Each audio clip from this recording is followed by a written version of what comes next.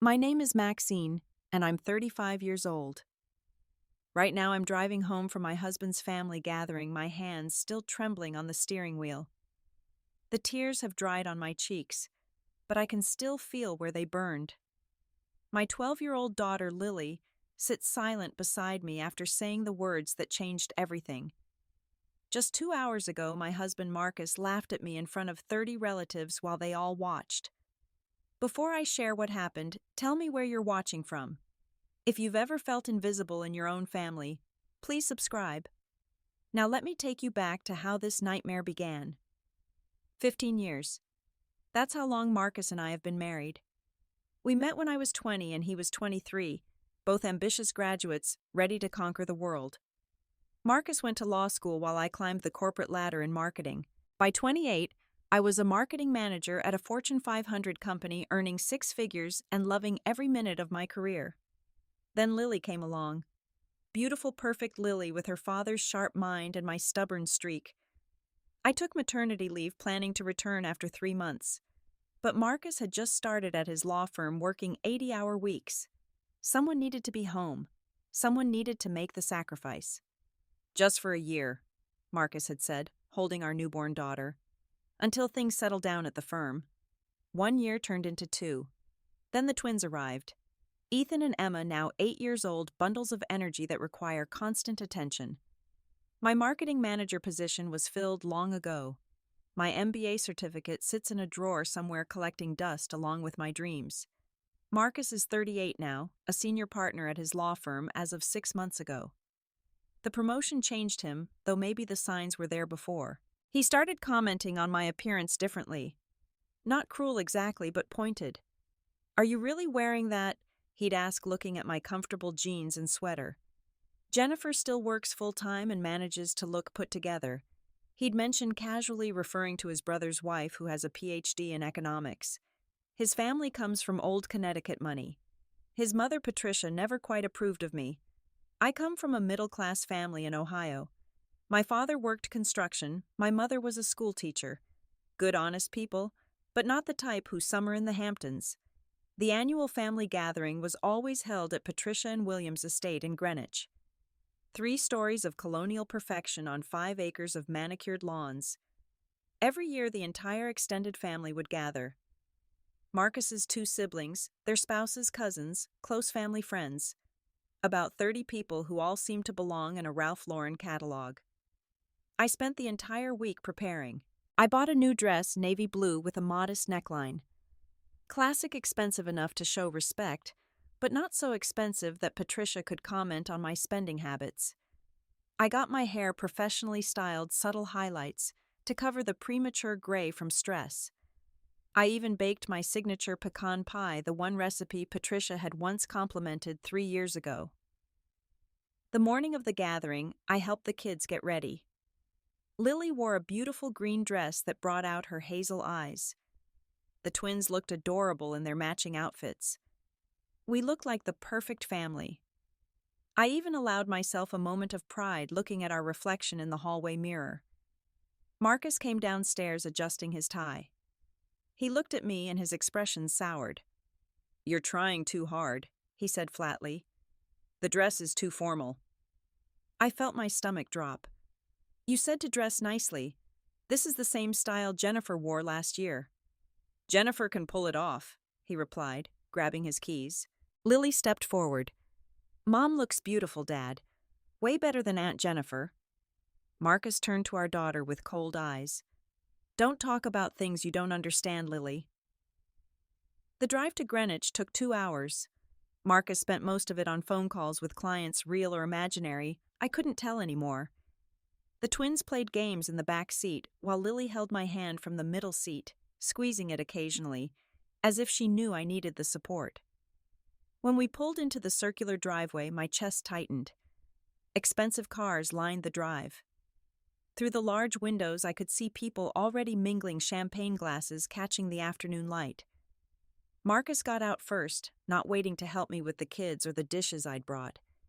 He was already at the door greeting his brother Robert by the time I managed to get Emma's shoe back on and grab the pie and casserole dish. Patricia opened the door wearing a cream-colored pantsuit that probably cost more than our monthly mortgage. Her eyes swept over me with barely concealed disappointment. "Maxine," she said, air-kissing somewhere near my ear. "How bold of you to wear such a dark color to a spring gathering." Before I could respond, she turned to Jennifer, who had just arrived. "Jennifer, darling, that sundress is absolutely perfect. You always know exactly what to wear." I forced a smile and ushered the children inside. The house buzzed with conversation and laughter. Marcus had immediately abandoned me, gravitating toward a group of his law school friends near the bar. I watched him throw his head back, laughing at something someone said. He looked happy, relaxed in a way he never did at home anymore. I tried to mingle, moving from group to group with practiced small talk. Marcus's sister Diana was discussing her recent promotion at her investment firm with cousins I barely knew. I attempted to join the conversation. "That's wonderful, Diana," I said during a pause. "Actually, I've been working with a local nonprofit on their marketing strategy. We just launched a campaign that increased donations by 40%. Diana glanced at me dismissively. "Oh, volunteer work. How nice that you have time for hobbies." The group chuckled and returned to discussing real careers. I excused myself to check on the kids. They had found their cousins in the garden playing some elaborate game involving pirates and princesses. At least they were happy. Lily caught my eye and I waved back, grateful for that moment of pure love. "Everyone, dinner is served," Patricia announced from the French doors. The dining room table stretched forever, set with china that had been in the family for generations. Place cards directed everyone to their seats. I found mine near the far end, separated from Marcus by at least 8 people. He sat near the head of the table next to a blonde woman I didn't recognize. "Everyone, this is Stephanie," Patricia said warmly. "She just made partner at Marcus's firm. We're so delighted she could join us." Stephanie smiled brilliantly, her perfect teeth matching her perfect pearl necklace. She touched Marcus's arm as she laughed at something he whispered. My stomach turned. The first course was served some sort of seafood soup that I barely tasted. Conversation flowed around me while I helped Emma cut her food and stopped Ethan from flicking peas at his cousin. "Maxine, why don't you tell everyone about your little volunteer project?" Patricia suggested, suddenly the table quieting to look at me. I started to explain the nonprofit's mission, helping single mothers find employment, when Marcus interrupted. "She means well," he said with a condescending laugh. "But honestly, they mostly just need her to stuff envelopes. It's not like she's using her degree or anything." A few people laughed uncomfortably. I felt heat rise to my cheeks. "I'm actually developing their entire marketing strategy," I said quietly. Marcus waved his hand dismissively. "Sure, honey. Hey, remember when you tried to help with my brief last month? She confused a deposition with a disposition. Can you imagine?" More laughter. Stephanie giggled, covering her mouth delicately. "Well, we can't all be legal eagles," Robert said, trying to ease the tension. "No," Marcus agreed, his voice taking on an edge I knew too well. "But some of us could at least try to keep up. Did you all know Maxine forgot our anniversary last year? 15 years and she forgot?" That was a lie. He had forgotten coming home at midnight with gas station flowers after I'd spent the evening alone in the restaurant I'd booked months in advance. But I said nothing, just stared at my plate. Patricia tutted sympathetically. "Marriage is hard when one person carries all the responsibility." "Exactly," Marcus said, warming to his theme. "I mean, look at Jennifer. She has her PhD, still works full-time, and somehow manages to look like she belongs at these gatherings." The comparison hung in the air like a slap. Jennifer had the grace to look uncomfortable, but she didn't defend me. No one did. "Mom helps Dad all the time with his cases," Lily said suddenly, her young voice cutting through the adult cruelty.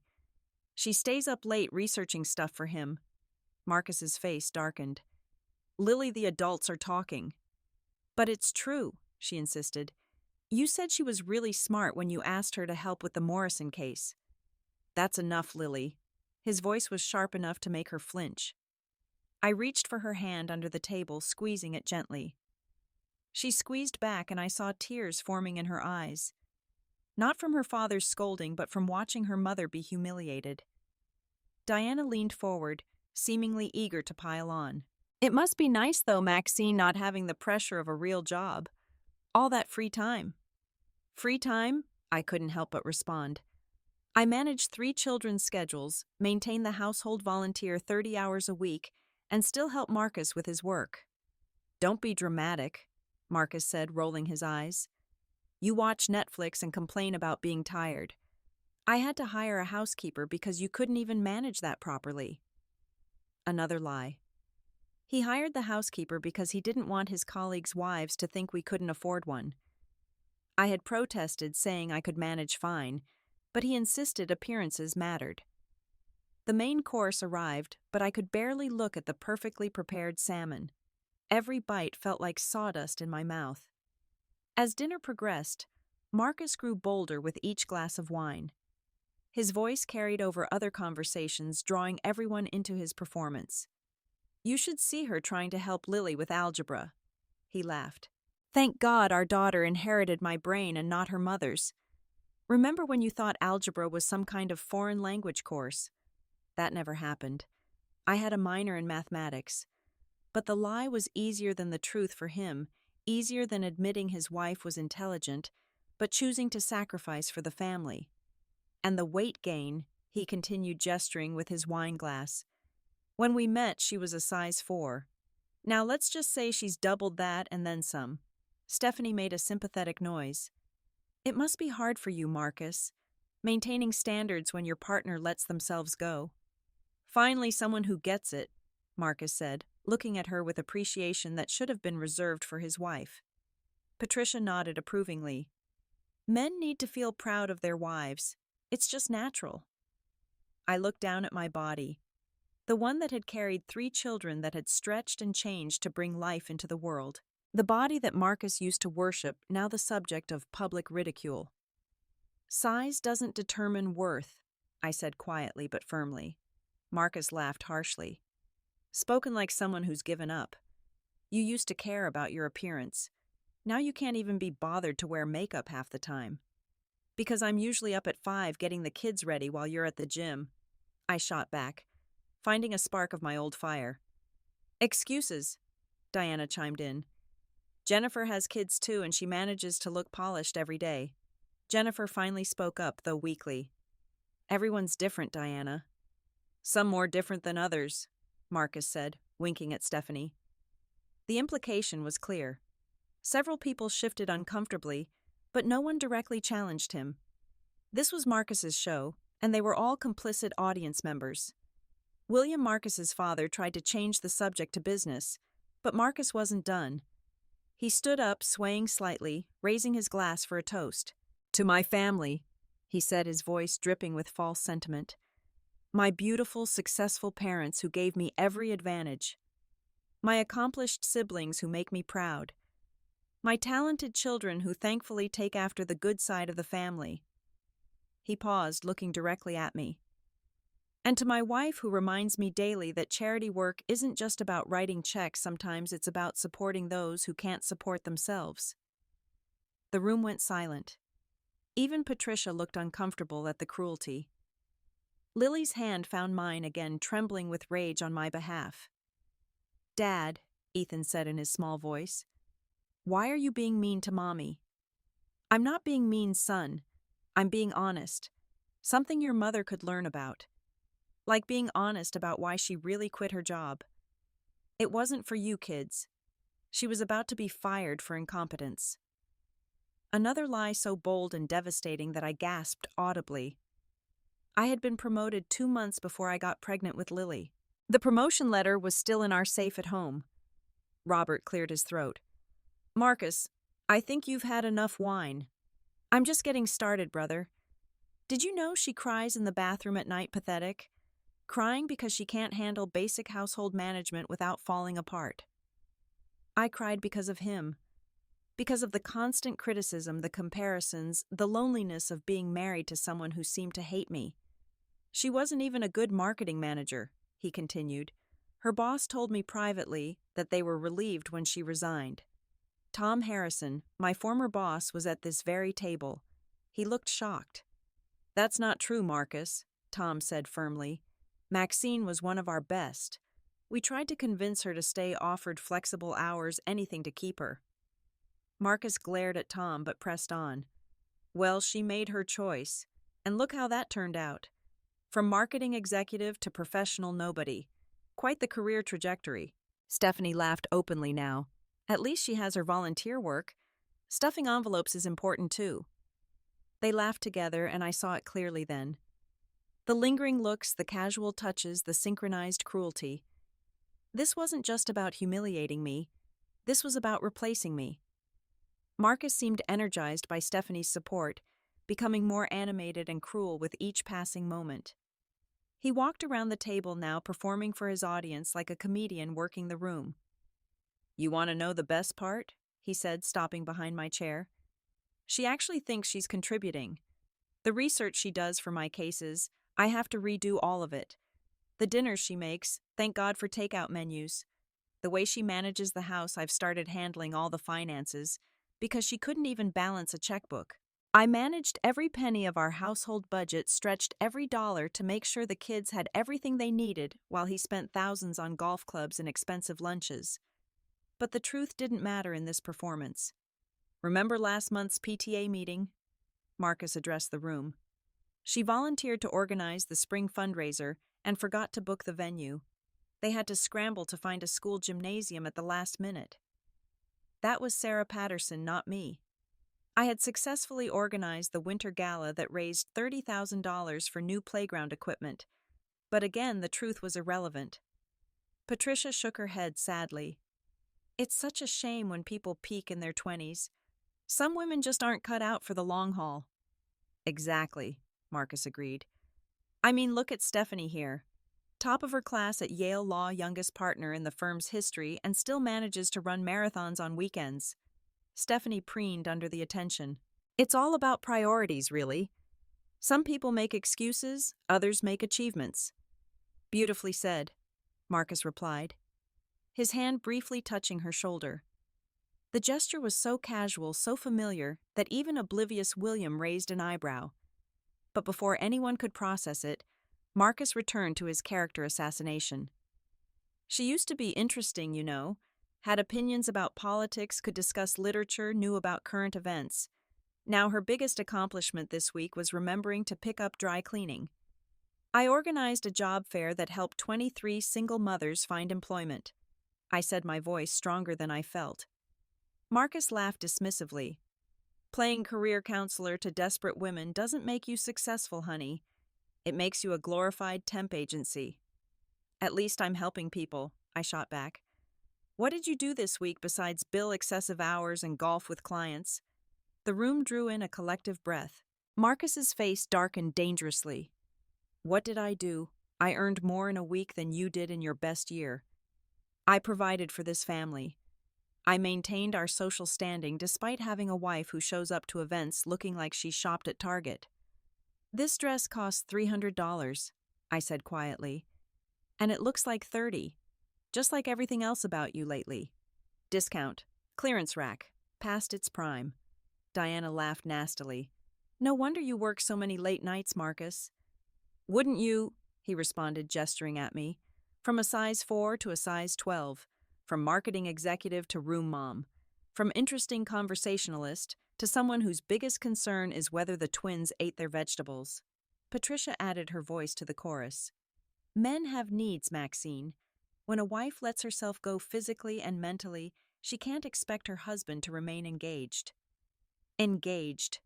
I stood up suddenly, my chair scraping against the floor. He hasn't been engaged in this marriage for years. I'm not the one who changed, he did. The promotion, the money, the status, it all went to his head.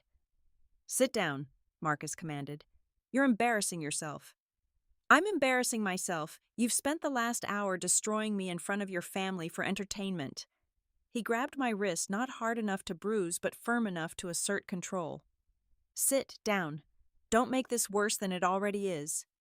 Let go of her, Lily said suddenly, standing up from her seat at the children's section of the table. Everyone turned to look at my 12-year-old daughter standing there in her green dress, shaking but determined. Lily, honey, go back to your seat, Patricia said condescendingly. This is adult business. No, Lily said, her voice gaining strength. I won't sit there and watch him hurt her anymore. Marcus released my wrist, turning his attention to our daughter. Lily, you don't understand what's happening here. I understand perfectly, she said, reaching into her small purse and pulling out her phone. I understand that you're a liar and a cheater. The room fell completely silent. Even the twins stopped fidgeting. Marcus's face went pale. What are you talking about? Lily looked him straight in the eye, 12 years old, but suddenly seeming much older. Dad, I saw you kissing Stephanie in your car last Tuesday after your client meeting. The silence that followed Lily's words was deafening. Every person in that grand dining room froze as if turned to stone. Stephanie's wineglass slipped from her hand, shattering on the hardwood floor with a crash that made everyone jump. Marcus's face went from pale to ghostly white, then flushed deep red. Lily, you're confused. You don't know what you saw. I know exactly what I saw, Lily said, her young voice steady despite her trembling hands. Tuesday at 4:30. You said you had a client meeting at the Starbucks on Main Street. I was at Sophie's house across the street. I saw you and her in your car. She held up her phone, showing it to the room. And Thursday, and the week before that. I have photos. Patricia stood up abruptly. Lily, this is inappropriate. You're making up stories. I'm not lying, Grandma, Lily said, tears starting to stream down her face. I followed him because Mom cries every night. She thinks she's not good enough, but she's wrong. He's the one who's not good enough. My daughter walked toward me, never taking her eyes off her father. I've watched Mom cry in the bathroom when she thinks we're asleep. I've heard her on the phone with Grandma Ruth asking what she did wrong. She blames herself for everything. Marcus tried to interject, but Lily wasn't finished. You tell everyone Mom does nothing, but I see what she does. She wakes up at 5 every morning to make your special breakfast because you're too picky to eat cereal like normal people. She irons your shirts because you say the dry cleaner doesn't do it right. She stays up until 2 in the morning doing legal research for your cases, and you take all the credit. Tom Harrison spoke up. Is that true? Marcus, does Maxine do your research? Lily answered for him. She does all the boring parts so he can focus on the court stuff. She found the precedent that won the Morrison case. I heard him bragging about it on the phone, taking all the credit. Robert looked at his brother with disgust. The Morrison case got you the senior partnership. She gave up everything for us. Lily continued, her voice growing stronger. Mom had a job offer from Google 3 years ago. Did you all know that they wanted her to lead their new marketing division? $600,000 a year plus stock options. She turned it down because Dad said it would make him look bad if his wife earned more than him. Gasps went around the table. Even Patricia looked shocked. That's not... I didn't, Marcus stammered. I heard you fighting about it, Lily said. You threatened to divorce her and take us away if she took the job. You said no judge would give custody to a mother who prioritized career over family. Jennifer covered her mouth in shock. Marcus, that's abuse. That's financial abuse. Lily turned to Stephanie. And you knew he was married. You met Mom at the company Christmas party. She was nice to you. She complimented your shoes and helped you when you spilled wine on your dress. And this is how you repay her. Stephanie tried to leave, but Diana blocked her path. Oh no, you're staying right here. Mom volunteers 40 hours a week, Lily continued, tears flowing freely now. Not stuffing envelopes. She runs the entire job training program. She's helped over 200 women find jobs in the last year. The mayor gave her a commendation that Dad wouldn't let her frame because he said it was embarrassing to celebrate amateur achievements. She pulled up something else on her phone. Want to hear what Dad really thinks of Mom? She pressed play on a voice recording. Marcus's voice filled the room, clearly talking to someone on the phone. Maxine is nothing compared to you, Steph. She's let herself go, has no ambition anymore. As soon as I can figure out the finances, I'm leaving. I just need to make sure she doesn't get alimony. Maybe if I can prove she's an unfit mother, depressed or something. Stephanie's voice responded. The crying thing could work. Document it. Make her look unstable. Marcus lunged for the phone, but Robert caught his arm. Don't you dare touch that child. She's my daughter, Marcus shouted. No, Lily said quietly. A father doesn't destroy his wife in front of his children. A father doesn't lie and cheat and scheme. Mom is both our parents. You're just the man who pays bills and makes her cry. Ethan and Emma ran to me, wrapping their small arms around my waist. Mommy is the best, Emma declared. Daddy is mean. He yells at Mommy when she's nice to him. He made Mommy cry on her birthday, Ethan added. He forgot and then got mad at her for being sad. The room was turning against Marcus now. Even his own family looked at him with disgust and disappointment. William stood up slowly, his aged face drawn with shame. Marcus, is all of this true? Marcus tried to salvage something. You don't understand the pressure I'm under, the expectations, having a wife who can't keep up, who doesn't fit our social circle. Your wife, William said slowly, graduated summa cum laude with an MBA. She ran a successful career while supporting you through law school. She gave it all up for your children and your ego, and this is how you repay her. Patricia moved across the room, and for a moment I thought she was going to comfort her son. Instead, she stood in front of me. Maxine, she said, her voice breaking, I have been horrible to you. I judged you by the wrong standards. I see now that you were always too good for my son. Can you forgive a foolish old woman? Before I could respond, she pulled me into a genuine embrace, tears streaming down both our faces. I helped create this monster, she whispered. I taught him that status mattered more than character. I was wrong. You have more class in your little finger than he has in his entire body. Diana approached next, looking ashamed. Maxine, I'm sorry. We all saw how he treated you and said nothing. We were cowards. Jennifer joined us. You're an amazing mother and woman. I've always been jealous of how natural motherhood seemed for you. I struggle every day and you made it look effortless. Stephanie tried to edge toward the door again, but this time Tom Harrison blocked her. I don't think so, he said. Robert isn't your wife, Catherine, a divorce attorney. I think Maxine is going to need a good one. The best, Robert confirmed, pulling out his phone. Kate. Yeah, we have an emergency. Can you come to Mom and Dad's? Bring your recorder and notebook. Marcus was panicking now. You can't do this. She's my wife. Those are my children. Not for long, I heard myself say, my voice stronger than it had been in years. I stood up straighter, feeling strength flow through me for the first time in years. My daughter's courage had awakened something dormant inside me, something I thought Marcus had killed long ago. 15 years, Marcus, I said, my voice carrying across the room. I loved you through law school when you were nobody. I worked double shifts to pay our rent while you studied. I typed your papers, made your meals, believed in your dreams, when even you didn't. I moved away from Patricia's embrace, standing on my own. When you failed the bar exam the first time, who held you while you cried? Who convinced you to try again? Who paid for the second exam with her bonus money?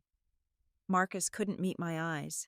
When you got food poisoning before your first big case, who prepared your entire argument and whispered coaching through an earpiece while you presented? When you were passed over for partner the first time, who researched every partner's background to help you strategize? Tom Harrison interrupted. That networking strategy at the Morrison Industries golf tournament, that was you. I nodded. Every move, every conversation planned. I was his invisible strategist for a decade. This is ridiculous, Marcus tried to argue. You're exaggerating your contribution. Am I? I pulled out my own phone. I have emails, Marcus. Years of emails where you beg me for help. Thank me for saving your career. Promise that once you make partner, I can go back to work. I showed the screen to Robert, who read aloud. Maxine, you're brilliant. That research you did saved my case. I couldn't do this without you. Once I make senior partner, you can take any job you want. I promise. That email is dated 3 years ago, Robert noted. Right before the Google offer. Yes, I confirmed. The promise lasted exactly until the offer came. Then suddenly I was selfish for wanting a career, unfit mother for wanting to use my degree. Catherine Roberts' wife had arrived and was taking notes furiously. Maxine, this is financial and emotional abuse. We can nail him to the wall. Stephanie tried once more to leave. This isn't my problem. I didn't know. Liar, Lily shouted. I have texts between you two. She showed her phone to Catherine. You planned this whole dinner. You told him to humiliate Mom so she'd leave on her own and he wouldn't have to pay alimony. Catherine's eyes widened. This is conspiracy. This is planned emotional torture. Judge Hamilton will destroy you both. Patricia stepped forward. I'll testify. I've watched my son become a monster. I've been complicit through my silence and my own snobbery. But no more. Mom, Marcus protested, you can't take her side. I'm taking the side of my grandchildren, Patricia said firmly. They deserve better than a father who treats their mother like garbage. They deserve to see what real love looks like, not this twisted performance of masculinity you've become. William added his voice. I'm ashamed to call you my son. Your mother and I have been married 43 years. I have never not once spoken to her the way you spoke to Maxine tonight. You're cut off. The trust fund, the inheritance, everything. You can't do that, Marcus shouted. I can and I will. It all goes to Maxine and the children. You want to be a big shot. Do it on your own merit, not on family money. The twins were still clinging to me. Emma looked up with her big eyes. Mommy, are we leaving Daddy? Before I could answer, Ethan said, Good, he's mean. He made you cry on Christmas too. I saw. And on your anniversary, Emma added. He said you were getting old and ugly. Each revelation was another nail in Marcus's coffin. His carefully constructed image was crumbling, revealing the cruel, insecure man beneath. Diana had been typing on her phone. I've just sent an email to the managing partners at your firm about your relationship with Stephanie. Pretty sure that violates about 10 ethics policies. You vindictive, Marcus started. Careful, Robert warned. There are 30 witnesses here. I looked at my soon-to-be ex-husband, really looked at him for the first time in years. He seemed smaller somehow, diminished. Without his audience of supporters, without his power over me, he was just a middle-aged man with thinning hair and a mean spirit. I made myself smaller so you could feel bigger, I said quietly. I dimmed my light so yours could shine brighter. But all I did was enable a bully. My daughter showed more courage tonight than I've shown in years. I walked over to Lily, pulling her into my arms. You saved me, baby. You saved all of us. I couldn't watch him hurt you anymore, she sobbed into my shoulder. You're the strongest person I know, Mom. You do everything for everyone and ask for nothing. You deserve so much better. We all think so, Jennifer said. I've watched you manage 3 kids, a household volunteer work, and an ungrateful husband with grace I could never achieve. Tom Harrison cleared his throat. Maxine, I know this might not be the right time, but that Google position, they never filled it. They're still looking for someone with your exact skill set. I golf with the hiring manager. Want me to make a call? Yes, I said immediately, surprising myself with the certainty. Yes, I do. Marcus made one last desperate attempt. You won't survive without me. You've been out of the workforce for over a decade. You're nothing without my support. Your support? I laughed, and it felt wonderful. You mean your constant criticism, your public humiliation, your affairs? Catherine looked up from her notes. Affairs plural. Lily nodded. I have evidence of at least 3 others before Stephanie. The paralegal, the client from Houston, and that woman from the gym. The room erupted. Patricia actually slapped Marcus across the face. You disgust me. Your father and I will be paying for Maxine's divorce attorney. And Catherine, take him for everything. Catherine smiled like a shark. With pleasure. I gathered my children ready to leave this house of horrors. But first I had one more thing to say. Marcus, we're leaving. My lawyer will be in touch. I want the house, the kids, and enough alimony to make up for the career you stole from me. And you? I looked at Stephanie. Enjoy him. But remember, if he'll cheat with you, he'll cheat on you. You two deserve each other. I walked toward the door, my children surrounding me like a protective shield. The room parted to let us through, some reaching out to touch my arm in support. Robert called out, Maxine, your family. Real family. Our door is always open to you and the kids. But not to Marcus, Diana added firmly. He's dead to us. As we reached the door, Patricia hurried after us. Please let me drive you home. It's the least I can do. I accepted, too emotionally drained to drive safely. As we walked to her Mercedes, I heard Marcus shouting inside, but it no longer mattered. His voice had lost its power over me. In the car, Lily held my hand, while the twins fell asleep against my shoulders. Patricia drove in respectful silence until we were halfway home. I failed him, she said quietly. I raised a son who thinks women are accessories, not partners. I'm so deeply sorry. You can help me raise his children to be better, I offered. It would be an honor, she replied, wiping tears from her eyes. 6 months have passed since that horrible, wonderful night. The divorce was finalized last week. Catherine was brilliant using the recorded evidence and witness testimonies to secure everything we asked for. The house is mine. I have full custody with Marcus getting supervised visitation every other weekend, and the alimony is substantial enough that I could live comfortably without working. But I am working. Google hired me as Senior Director of Digital Marketing Strategy. The salary is even higher than the original offer, and the stock options are generous. I wake up excited every morning, energized by challenging work and supportive colleagues who value my contributions. Marcus lost his senior partnership when the affairs came to light. The ethics violations were too numerous to ignore.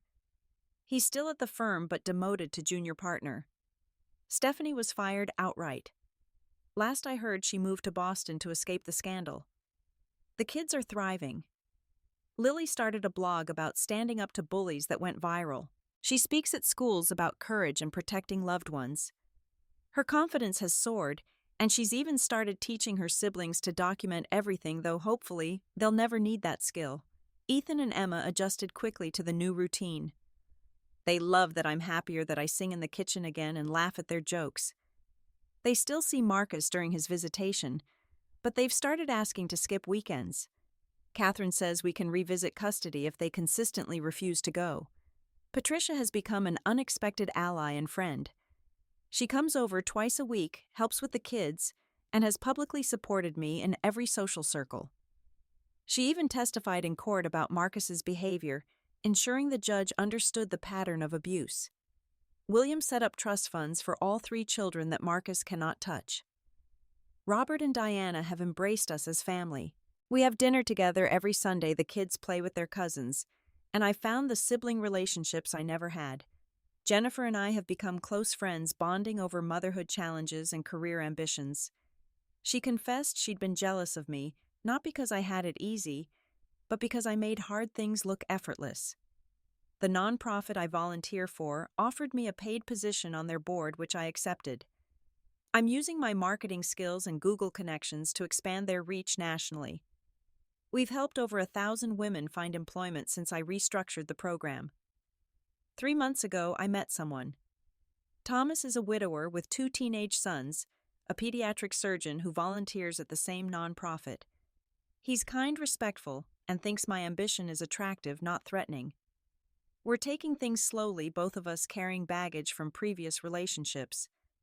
But when he looks at me, he sees me not a reflection of his own ego. The kids like him especially since he never tries to replace their father. He's just Tom who makes mom smile and teaches them card tricks. His sons are protective of their dad too, but we're all learning to blend slowly, carefully with therapy and patience. I've started individual therapy to process the years of emotional abuse. The therapist helped me understand that Marcus's treatment was never about my inadequacies, but about his own insecurity. Every success I had threatened him, so he systematically destroyed my confidence to maintain control.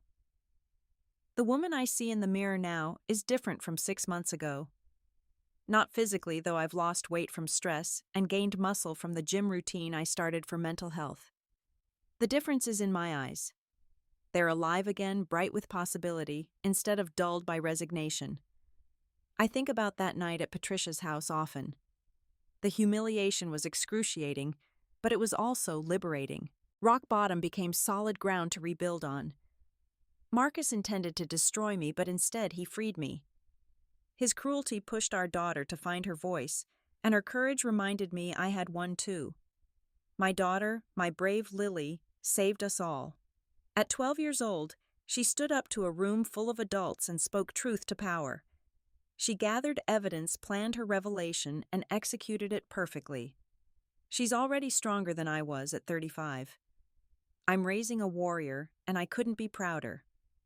Sometimes I wonder if I should have left earlier, spared my children years of witnessing their mother's degradation.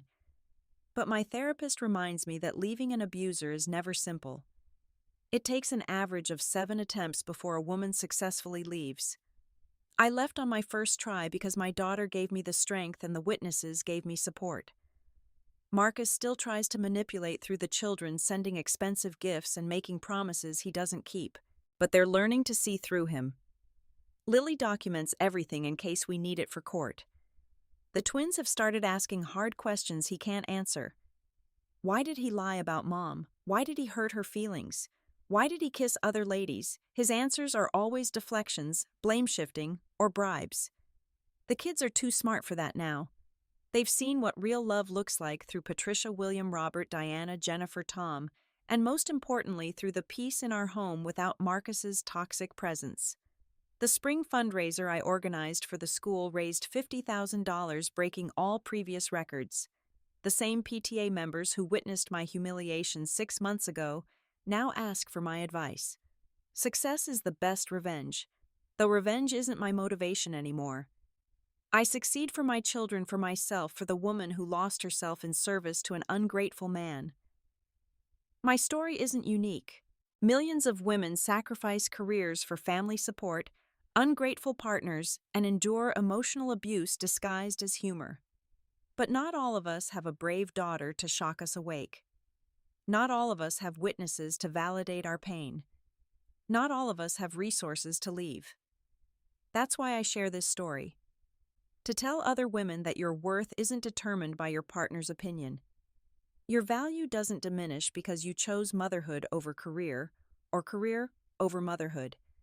You deserve respect in whatever role you choose.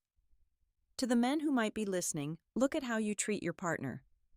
Do you build her up or tear her down? Do you celebrate her successes or feel threatened by them?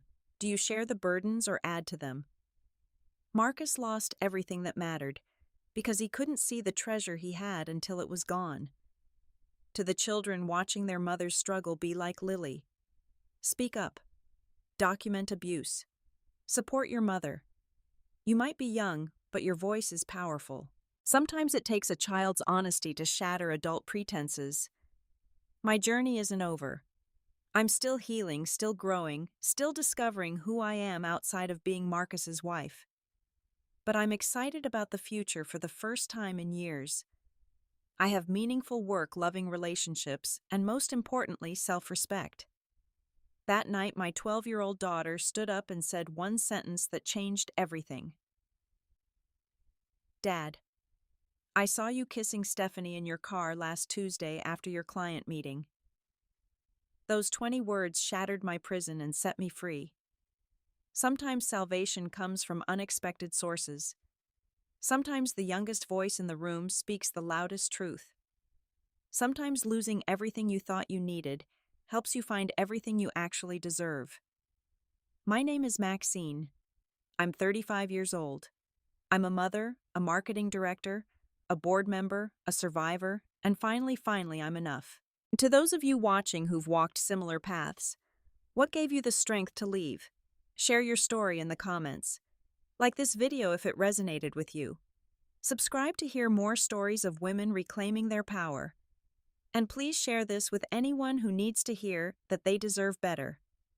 Thank you for listening to my story. May you find your voice before you lose yourself completely. May you recognize your worth before someone else defines it for you. And may you always remember that the smallest voice can sometimes speak the greatest truth. Remember, you are worthy of love that lifts you up, not love that tears you down. You deserve a partner who celebrates your strength, not one who fears it. And sometimes the end of one story is just the beginning of a better one.